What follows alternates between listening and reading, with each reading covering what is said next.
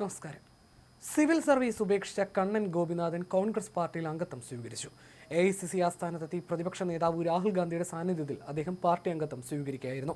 ഇനിയുള്ള പ്രവർത്തനങ്ങളിലൂടെ കോൺഗ്രസിനെ ശക്തിപ്പെടുത്താൻ ശ്രമിക്കുമെന്നും ജനങ്ങളുടെ ചോദ്യങ്ങൾക്ക് നേരെ മുഖം തിരിക്കുന്ന സർക്കാരിനെതിരെ ശബ്ദമുയർത്തുമെന്നും കണ്ണൻ ഗോപിനാഥൻ മാധ്യമങ്ങളോട് പറഞ്ഞു.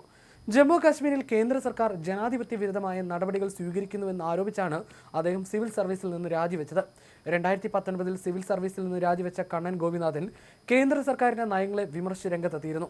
വിവിധ സംസ്ഥാനങ്ങളിൽ സഞ്ചരിച്ച് ജനങ്ങളുമായി സംവദിച്ചതിന്റെ അനുഭവത്തിൽ നിന്നാണ് തന്റെ രാഷ്ട്രീയ പ്രവേശനത്തിന് കോൺഗ്രസ് തന്നെ അനുയോജ്യമായ വേദിയെന്ന് കണ്ടെത്തിയതെന്ന് അദ്ദേഹം വ്യക്തമാക്കി.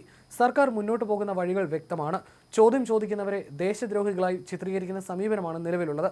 ഇത്തരം സാഹചര്യങ്ങളിൽ സർക്കാരിനോട് ചോദ്യങ്ങൾ ചോദിക്കാനുള്ള അവകാശത്തെ സംരക്ഷിക്കാനും ജനങ്ങളുടെ ശബ്ദമാകാനും കോൺഗ്രസിലൂടെ സാധിക്കുമെന്ന് വിശ്വസിക്കുന്നതായി കണ്ണൻ ഗോപിനാഥൻ കൂട്ടിച്ചേർത്തു.